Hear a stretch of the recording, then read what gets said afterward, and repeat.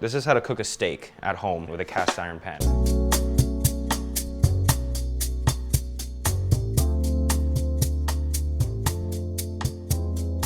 I know there's 1,000 different ways to cook a steak. I'm just gonna make it really simple, so hopefully you understand a little bit easier if you don't understand already. People talk about reverse sear, people talk about grill, people talk about pan roast. It's like, all you're trying to do is get color on both sides. Color on the top, color on the bottom, hard, fast heat, and then give that heat time to sort of permeate the meat and rest it. In a perfect world, a perfect steak is like golden brown, dark brown color on the top and bottom, and then the same cuisson of cooking from the top of the meat to the bottom of the meat all the way through.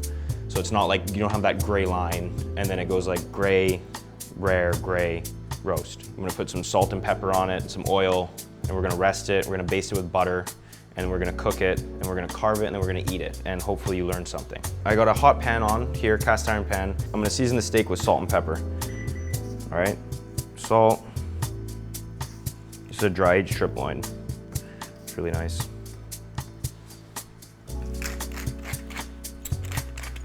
Coarse black pepper.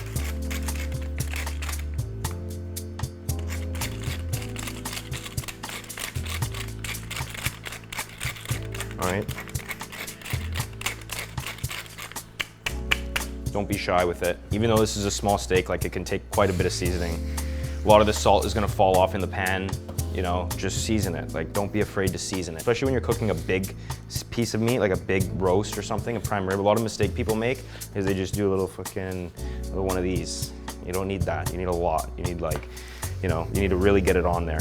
If I was cooking a big steak, I would probably cook it first, you know, cook it in the oven, maybe really, really low, and just let that heat get all the way through and then sear it right at the end. You know, that's reverse searing, or you do it the opposite. Or you sear it in the pan first, get that color, and then put it in the oven that's not too hot. You know, 300 degrees Fahrenheit if you're in North America. Keep it simple, keep it easy. I'm gonna get some oil into the pan. Use like a neutral oil, don't use olive oil, because it has a really low smoking point, and then the nice fruity flavor of the olives kind of dies. It gets bitter when you get it really hot. So I would probably use something like canola oil, rapeseed oil, vegetable oil, something like that. High heat, you want the pan to be pretty smoky, all right? Especially for a small steak like this, it's not that thick, you need heat. You need heat, okay? I always say, if I don't set the fire alarm off while I'm cooking at home, I'm not doing it right. A little oil, okay, watch.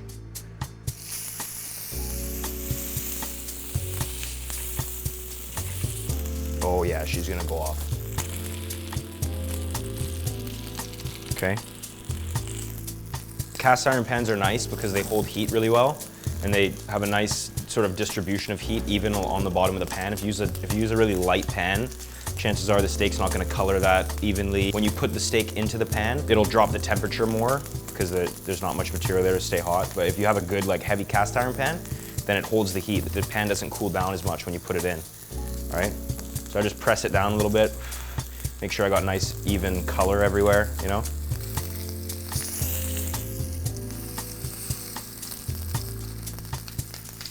Probably like a minute, realistically, because that's that hot. Look at that.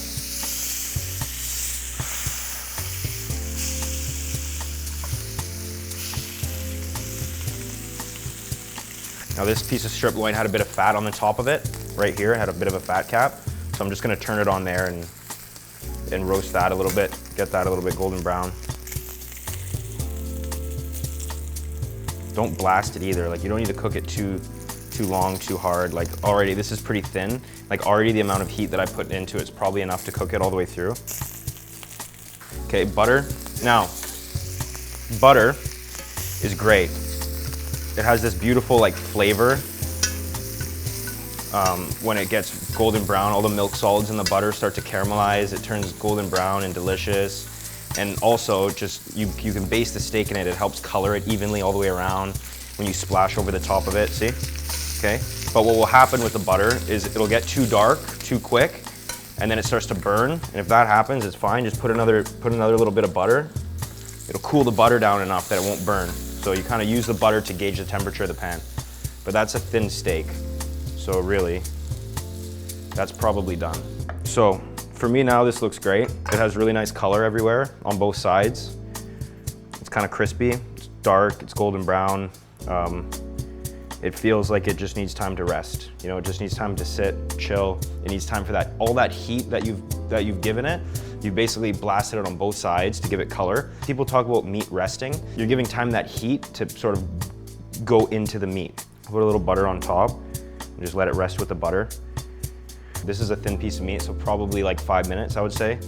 5 to 8 minutes, just let it rest. You know, and then once it rests, you'll have a better idea of if it needs more cooking or not, but I think this is gonna be pretty good. If you use a grill, you try to use a charcoal grill. It just tastes so much better.